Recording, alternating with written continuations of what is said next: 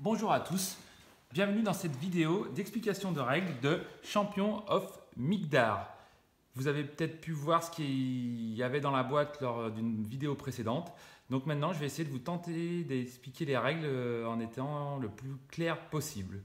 Voilà, donc ici j'ai fait une installation pour 2 joueurs. Le pitch de l'histoire, ça va être des Vikings qui vont devoir se préparer au combat pour combattre un troll qui vient enquiquiner le village, des morts-vivants, alors qu'on appellera morts-vivants, mais c'est des drogres. Voilà l'installation. Et également, on va pouvoir les taper sur des monstres légendaires qui sont ici. Là, j'ai fait une installation pour 2 joueurs. Si on était 3 ou 4, on rajouterait des tuiles ici et un monstre en plus ici avec un événement ici. Voilà, donc là c'est une installation pour 2 joueurs. Le plateau est donc composé de 3 parties. La partie où il y a les trolls et les morts-vivants. La partie village où on va préparer nos expéditions avec des tuiles que j'ai tirées aléatoirement. Et la partie mer et baston avec les monstres.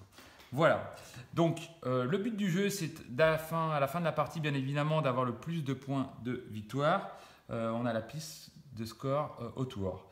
Alors pour présenter le matériel, donc on a vu les cartes des ennemis en haut. Ici on a des cartes runes qui vont nous donner des points de victoire et certains avantages pendant la partie. Et des cartes objectifs secrets qu'on pourra piocher et qui nous rapporteront également des points à la fin de la partie. Ici nous avons des tuiles Drakkar. Donc il y a 2 Drakkar dits publics que tout le monde pourra prendre. Et 2 Drakkar qu'il faudra construire, mais qui seront toujours à nous pendant la partie si on les construit, qui nous rapporteront également des points de victoire. Voilà, sur le matériel, sur ma gauche ici, il y a tout le matériel, les petits tokens installés qu'on ne voit pas sur la vidéo. Ici, nous avons les navires marchands également, donc voilà. Et en bas, donc l'emplacement de nos bateaux qui vont descendre au fur et à mesure de la partie et qui vont aller attaquer les monstres. Alors comment ça marche?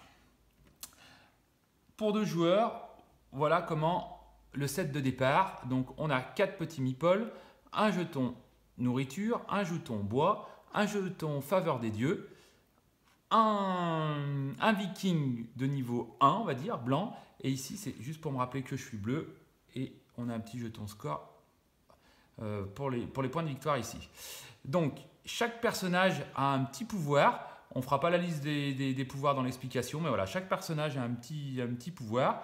Et ici, ça va être l'emplacement de nos soldats, de nos vikings. Donc, on va en avoir maximum 8 possibles durant la partie. Je vais laisser ça ici. Donc, le principe du jeu, c'est dans l'ordre du tour, en commençant par celui qui aura la tuile premier joueur. On va activer les lieux avec nos personnages. Avant ça, parce que c'est la partie un peu la plus compliquée entre guillemets, description des cartes. Alors ici, pour chaque carte, c'est exactement le même principe. Ici, nous avons la puissance d'attaque. C'est le nombre de dégâts que nous fera les monstres sur nous. En fait, ici, 2 dégâts, il va automatiquement éliminer 2 de nos vikings lors du combat. Et il faudra qu'on fasse 2 touches, puisque en défense, ce troll-là a 2 de défense. Ça marche partout, pareil pour tous les monstres, avec plus ou moins des valeurs plus ou moins hautes selon les monstres. Ici, nous avons le nombre de points de victoire, un petit effet et éventuellement un gain. Donc voilà, ici donc celui-ci nous fera 2 morts chez nous obligatoirement. Il va falloir qu'on lui fasse 2 points de dégâts. Il nous rapportera, si on le tue, 5 points de victoire, un petit effet qu'on verra plus tard et on gagnera un jeton bois, un petit jeton marron comme ceci. Voilà, donc c'est identique pour toutes les cartes. Pour ça, on va devoir aller chercher des ressources, aller chercher des vikings. Donc Ici, il faut qu'on installe à chaque début de tour un viking de niveau 1, un viking de niveau 2, un viking de niveau 3, une petite bouffe par là. Donc le principe du jeu, c'est simple. Je vais aller sur un emplacement et je vais activer directement la tuile qui va bien avec. Donc on va faire le tour un petit peu des emplacements et on verra après comment on va combattre les monstres. Alors ici, c'est le terrain de chasse. Si j'y vais, à la fin de la pause de mes 4 ouvriers, je vais décider d'envoyer un ou plusieurs vikings pour chasser. Donc ça sera un jet de dés.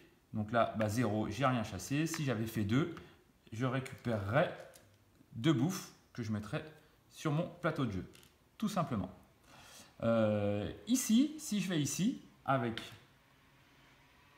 mon petit meeple, et ben c'est le joueur bleu qui va décider de combattre le troll pour les points de victoire. Alors là, on voit qu'il n'y a qu'une seule place. Donc le joueur rouge ne pourra pas venir si le joueur s'y est mis avant. Donc ici, le joueur bleu aura décidé de combattre le troll. Ensuite, le joueur rouge va jouer. Il va aller, pareil, combattre ce drogue. Ici, le marché, alors c'est marqué dessus, je ne sais pas si vous voyez bien sur la vidéo, hein. Le marché, c'est échanger une bouffe ou une heure ou du bois contre une bouffe, une heure ou du bois, avec une valeur de 1 pour 1. Donc je pourrais très bien dire, j'ai besoin d'une bouffe, j'ai pas besoin de mon bois, je vire mon bois et je prends une bouffe. Je pourrais très bien dire, j'ai 2 nourritures, il me faut 2 heures, je vire mes 2 nourritures et je prends 2 heures. Voilà pour le marché. Ensuite, le maître des runes va nous permettre de gagner un bois et une rune. Alors les cartes runes, ça va nous rapporter des points de victoire et un petit effet pendant la partie. Voilà par exemple celui-ci. Celui-ci, doublez votre nombre de pièces d'or. Donc ça va être un one shot. À un moment donné, j'ai 4 pièces, j'ai cette rune, je la tape, je dis, et ben maintenant j'ai plus 4 pièces, j'en ai 8. Voilà, donc il y a tout un petit tas de runes. Ici, la maison longue du Jarl, on devient premier joueur et on récupère un viking de niveau 1. Dans le bon sens, ça ira mieux. Si on vient ici, on récupère le dé. Alors, d'un tour à l'autre, si personne n'était venu ici au tour numéro 1, au tour numéro 2, on va rajouter à chaque fois ici un dé et ici une bouffe. Donc si nous sommes au tour numéro 2 et que personne n'était venu au tour numéro 1, il récupérerait tous les guerriers. Donc on suppose là qu'on est au tour numéro 1, donc le joueur rouge vient, il récupère ce dé blanc et l'installe dans la limite de 8 sur sa fiche de son guerrier viking. Pareil ici pour récupérer un dé rouge, donc qui est plus fort que le dé blanc. Pareil pour le dé noir, qui est encore plus fort que le dé rouge, mais par contre, le dé blanc et le dé rouge ont des boucliers, alors que le dé noir tape plus fort, mais ne pourra pas se défendre. On verra lors des combats comment ça fonctionne. Ensuite, ici, on va pouvoir acheter des pions. Des pions, je me rappelle plus comment ça s'appelle. Des pions relance. Voilà, c'est des pions relance qui va nous permettre de relancer les dés si on a fait un jet de dés foireux. Ces pions nous rapporteront 2 points de victoire à la fin de la partie s'ils n'ont pas utilisé. Et bien ici, on va pouvoir acheter ces fameux pions. Donc une pièce pour 1, 6 pièces pour 3, etc.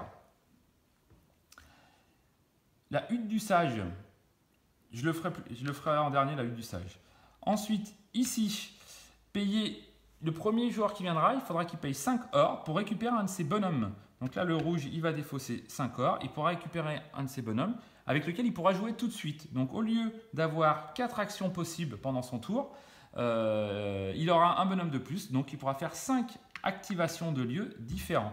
Donc ça, moi je vous le conseille en début de partie. Ce n'est pas une obligation, mais dès le début de la partie, ça peut être bien de rusher sur récupérer un de ces bonhommes.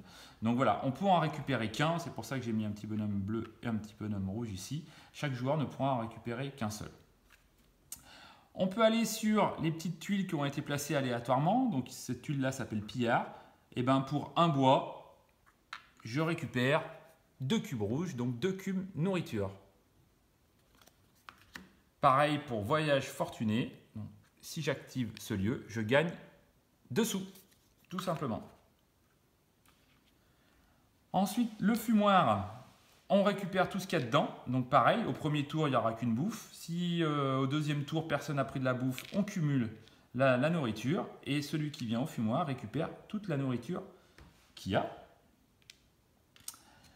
Le navire marchand. Donc ici, cette carte par exemple, c'est une carte qui va changer tous les tours, qui va servir de compte tour comme le tour du jeu ici. Il y en aura 8, donc il y a 8 cartes qu'on a mélangées aléatoirement. Celle-ci tout simplement, on va pouvoir payer 1 heure pour récupérer 3 bouffes. Alors il en existe, elles sont toutes différentes, donc des effets un petit peu sympas qui vont changer à chacun des 8 tours. Voilà. Ensuite, le charpentier. Alors le charpentier, il va falloir avoir des sous et du bois. Le charpentier, il va être intéressant si on veut s'acheter un dracard personnel. Donc ici, nous avons le coût. Donc pour s'acheter ce dracard, il faudra payer 2 bois et 2 sous. À la fin de la partie, on aura 8 points de victoire. Et on verra que les dracards vont nous servir aussi à aller voyager, à aller tuer des monstres. Celui-ci coûte un peu moins cher puisqu'il coûte qu'un bois et qu'une thune. Il ne rapportera que 4 points de victoire, mais il est plus petit en capacité. On verra pour les capacités. Donc là, le charpentier, il sert à fabriquer les 2 dracards. À 2 joueurs, on peut fabriquer que 2 dracards. Le dernier endroit où on peut aller, c'est carrément sur les dracards dits publics. Donc celui-ci, ils sont ni aux joueurs bleus ni aux joueurs rouges. Ils vont être à tout le monde. C'est-à-dire que si je pose mon dracard, ça va être pour, je vais décaler ça, aller attaquer un monstre. Ici, donc un monstre de notre choix mais qui sera disponible, mais à la fin du tour le dracard reviendra ici sans le bonhomme. C'est pour ça que ces 2 dracards sont publics. Alors celui-ci, il a une capacité de 5, il est gratuit, alors que celui-ci, il coûte 1 pièce d'or pour pouvoir l'emprunter, on le loue, mais par contre on pourra mettre 10 objets dedans. On verra à quoi servent nos objets. Voilà un petit peu toutes les actions. Alors ça paraît barbare ou plutôt viking, mais c'est vraiment très simple. On pose l'action, on pose notre meeple sur l'action, on fait ce qui a marqué dessus, c'est à l'autre joueur de jouer, etc. On alterne. Dès que tous les joueurs ont terminé de poser leur meeple, on passe à la phase, à la phase des répartitions des vikings. Alors, répartition des vikings, on va dire que je suis allé là, que j'ai réussi à choper un blanc et un noir, et que le joueur bleu, on va dire c'est le joueur bleu qui est allé là, et ici. Alors, répartition des vikings, ça veut dire quoi? Ici, le joueur bleu a décidé d'aller combattre ce troll. Et ben, il va décider combien de vikings il va envoyer pour battre le troll. Il va tout simplement dire, bah moi je vais envoyer mes 2 vikings de niveau 1 sur ce troll. Le joueur rouge, également, on va dire qui s'est positionné là, va faire de même. Il va dire, bah moi celui-ci il est un petit peu plus faible puisqu'il n'a plus que 1 niveau, je vais envoyer que 1 rouge. Si quelqu'un était venu en terrain de chasse, c'est à ce moment-là aussi qu'il va décider de poser son dé. Donc si le bleu était venu ici, il va dire, bah moi le bleu, je choisis de lancer, de mettre un dé ici. Je vais redécaler ça. Et là pareil.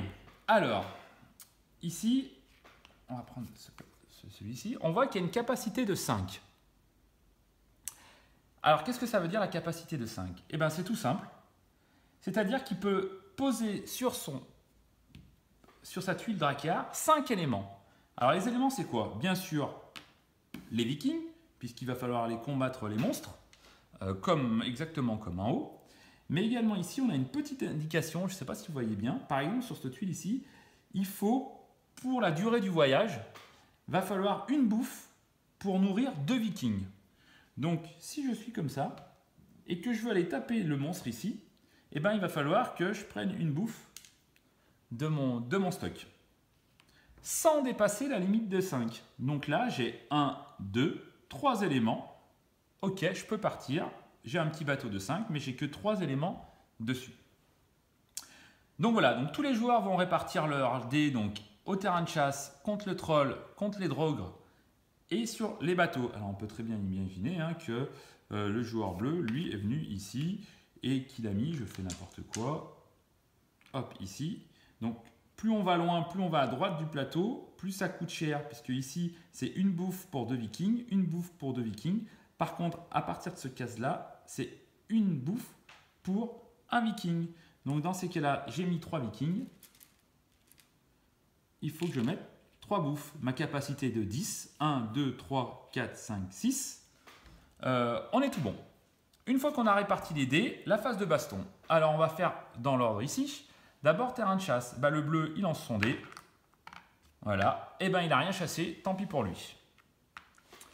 Ensuite, la phase des monstres. Donc il fonctionne exactement pareil pour les trolls, pour les drogres et pour les monstres. Ici, je vous ai dit tout à l'heure qu'il avait 2 en combat et 2 en défense. Alors qu'est-ce que ça veut dire? Tout simplement, quand je vais lancer mes dés, pour tuer ce troll, il faut que je fasse au moins 2 réussites. Donc avec des dés blancs, c'est les épées. Avec les dés rouges, c'est les lances. Et avec les berserkers, les dés noirs, c'est les haches. Mais ça reste des réussites, tout simplement. Donc là, je vais lancer mes dés. Le combat est simultané. Donc dans cet exemple-là, je lui fais un dégât, puisque j'ai fait qu'une épée. Mais il a 2 points de vie, donc il n'est pas mort. Donc je lui mets un petit dégât ici. Par contre, lui, il me fait 2 dégâts aussi, puisque le combat est simultané. Ça veut dire quoi? 2 dégâts, il me tue 2 dés. Donc normalement, si j'avais fait ça, mes 2 vikings seront morts. Et je ne pourrais pas continuer à le combattre. C'est le troll qui a gagné et c'est le viking qui a perdu. Tant pis pour moi. Dans mon premier jet de dés, on a vu qu'on avait fait un bouclier. Il me fait 2 dégâts. Un bouclier annule un dégât. Donc il me fait plus que 1 dégât. Donc un dégât, par contre, malheureusement, il y en a encore un qui meurt. Il y en a quand même un qui meurt. Ni le troll, ni les vikings sont morts. Je continue à lancer les dés. Je lui fais un dégât. Hop. Donc, il avait 2 points de vie, 2 de défense. Donc le troll est mort. Mais en même temps, lui, il m'en a fait encore de nouveau 2. Vu que je n'ai plus de bouclier, il m'a tué mon viking. Mais par contre, j'ai remporté la carte du troll. Donc je marque tout de suite les 5 points de victoire ici. Ici, j'ai le droit de défausser, je ne vous ai pas expliqué, je verrai après, les points de déshonneur dans la réserve et d'en donner un à un autre joueur. Et je gagne automatiquement tout de suite un bois. Voilà pour les combats. Alors, je vais réexpliquer pour être clair. Ce qui est important dans les combats, c'est que c'est simultané. C'est-à-dire que le jet de dés, voilà, là je lui ferai 5 dégâts. Donc vu qu'il n'a que 2, je le tue immédiatement. Mais par contre, lui, il m'en fait 2 aussi. Je n'ai pas fait de bouclier. Il m'en tue 2. Donc de préférence, les 2 niveau 1.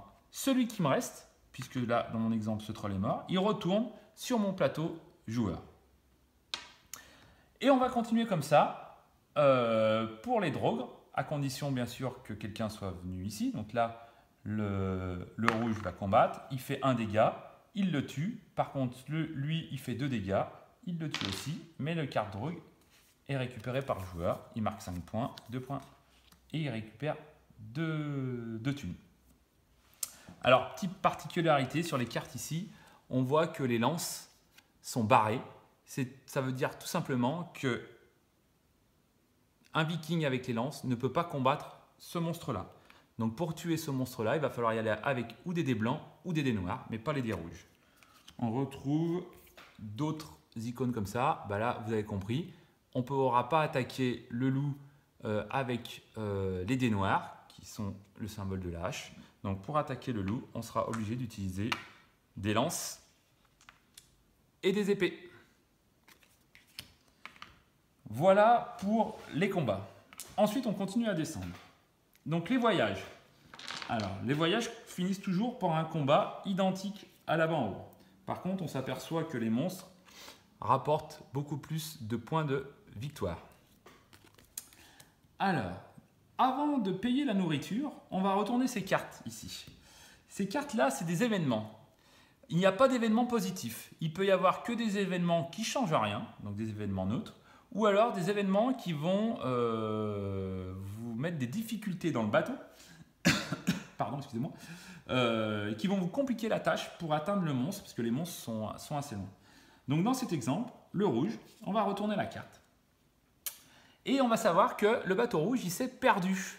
Donc immédiatement, il faut perdre 2 éléments qui sont sur son bateau. Soit de la bouffe, soit des vikings. Donc dans cet exemple-là, il faut que j'en perde 2, soit de la bouffe, soit des vikings. Donc je vais être forcément obligé de perdre un dé. Et là, je vais choisir de perdre ou de la bouffe ou un viking. Donc on va dire que je perds la bouffe. Choix pas très judicieux, on va tout de suite voir pourquoi. Une fois qu'on a payé notre dû à cause du voyage, il faut payer ici en plus une bouffe pour 2 vikings.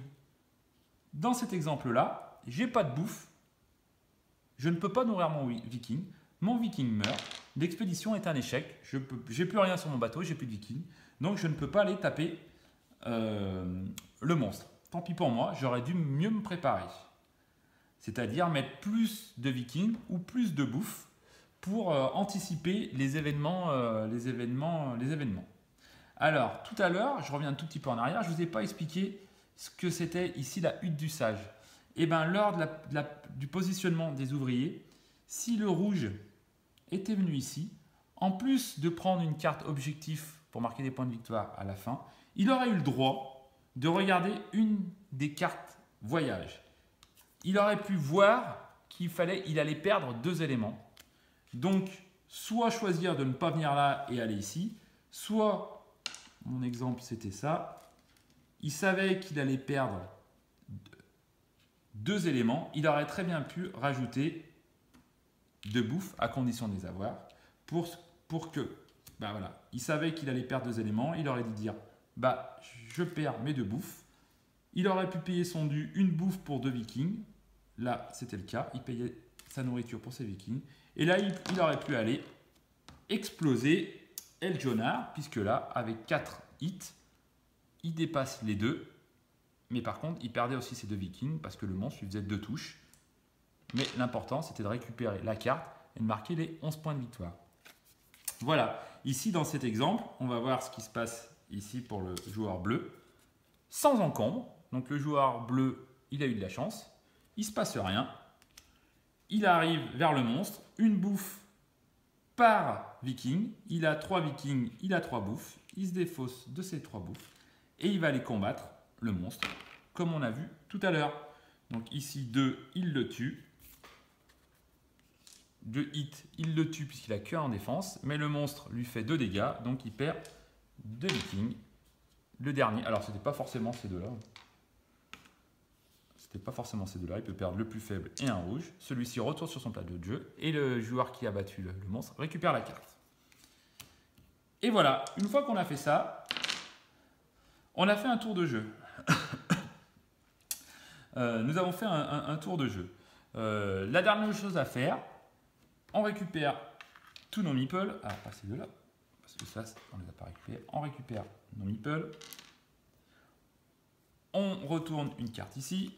Pour le tour d'après, on avance là. Les monstres qui n'ont pas été tués, on les défausse et on en remet un autre. Dans notre exemple, je ne sais plus, le troll a été tué ou pas, peu importe. Voilà, s'il n'a pas été tué, on le vire et on le remplace. D'ailleurs, ça me donne l'occasion de vous expliquer ces jetons-là. C'est les jetons déshonneur. Si personne n'a tué le troll, tous les joueurs récupèrent un point de déshonneur. Et le déshonneur, à la fin de la partie, plus on en a, plus on va perdre des points de victoire. Donc attention à ne pas être trop déshonoré et surtout à aller taper le troll pendant la partie. Parce que je rappelle, si le troll n'a pas été tué, tous les joueurs autour du plateau récupèrent un point déshonneur. Voilà, on va faire ça 8 fois. Donc ici, il faudra remettre pour le tour numéro 2. Hop, ici personne n'était venu récupérer la bouffe, on prend la bouffe. Et voilà, je crois que j'ai à peu près tout fait ici. Les cartes ici qui ont été révélées, on les défausse. Les dracars publics retournent au port. Si quelqu'un avait acheté un Drakkar perso, bah c'est son Drakkar perso, il revient à côté de sa fiche personnage. À aucun moment on peut voler, détruire ou piquer les Drakkars. Ici, on remet des petites cartes aventure. Si les monstres n'ont pas été tués, on rajoute de l'argent pour motiver un petit peu les prochaines expéditions. C'est-à-dire qu'en plus des points de victoire, en plus des récompenses, des faveurs divines, comme ça, ah voilà, ça c'est les pions faveurs divines, on gagnera un petit peu d'argent supplémentaire. Et on va commencer dans l'ordre du premier joueur, de nouveau à positionner nos petites figurines. Voilà, on va faire ça 8 fois à la fin de la partie. Celui qui aura le plus de points de victoire gagnera la partie. Alors, pour les points de victoire, qu'est-ce qui va compter dans les points de victoire? Alors, les cartes objectifs. Alors, je ne vous en ai pas montré.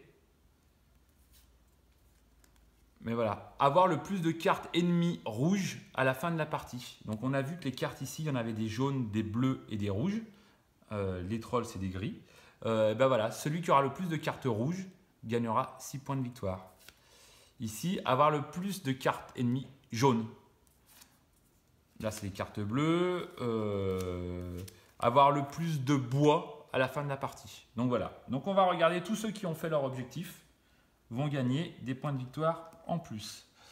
Ensuite, les points de victoire par set d'ennemis. Alors, qu'est-ce que c'est qu'un set d'ennemis? Un rouge, un jaune, un rouge, un bleu et un jaune.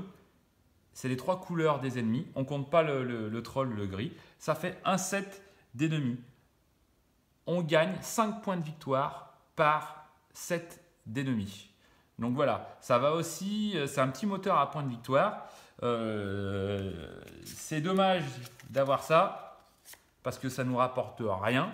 Alors que si on avait fait attention par rapport au tirage ici des morts-vivants zombies ou des ennemis, on aurait pu mieux aller taper un jaune pour avoir 5 points par set. Rien ne m'empêche d'avoir un deuxième set de 3 couleurs, des 3 couleurs différentes et je marquerai de nouveau 5 points. Donc voilà, un petit moteur de points de victoire de collection des différentes cartes de couleurs. Ensuite, ceux qui auront récupéré des runes, comme celle-ci, celui qui a récupéré la rune fortune, marquera 3 points de victoire. Ensuite, les bateaux, ceux qui auront construit des bateaux marqueront l'équivalent en points de victoire. Donc ici 4 et ici 8. Tous ceux à qui resteront des jetons comme ça. Alors je ne vous ai pas expliqué. Ces jetons-là, ça sert à relancer un jet de dés. S'il y a un jet de dés foireux, on le tape, on relance tous, ou enfin du moins les dés qu'on veut lors d'un jet de dés. Donc ou un, ou deux, ou tous, c'est comme on veut. Et on peut relancer une relance, relancer une relance, etc. Tant que ça ne nous convient pas, ou tant bien sûr qu'on en a. Par contre, ça vaut un pion à la fin de la partie, vaut 2 points de victoire. Et chaque lot de 3 pièces vaut 1 point de victoire également. La dernière chose à compter, c'est les points de déshonneur. Alors ça, c'est pas bien, puisque 1 point de déshonneur, ça va nous faire 1 point de victoire. Par contre, du moment où on aura 2 points de déshonneur, on perdra 3 points. 3 points de déshonneur, on perdra 6 points, etc., etc. Si on a 6 déshonneurs, on perdra 21 points. Donc voilà, il faut bien se débarrasser du déshonneur. Et pour se débarrasser du déshonneur, il faut aller tuer les trolls. Voilà, j'ai essayé d'être clair, concis. Ce que je vous propose, c'est que je remette un petit peu le plateau en place et qu'on va faire un début de partie à 2 joueurs. Donc je vais simuler les 2 joueurs et vous verrez, on va faire 2 ou 3 tours et qu'au bout de 3 tours, vous aurez vraiment tout compris. Le jeu reste simple. Il se joue une fois qu'on a l'habitude, je pense, en 1 heure max. 1 heure maximum, peut-être 1h30 à 4 joueurs. Mais voilà, on passe du bon temps autour de ce jeu que je vous conseille vivement. Voilà, écoutez, je vous remercie d'avoir regardé cette vidéo et à tout de suite pour un début de partie à 2 joueurs. Merci, à bientôt, au revoir.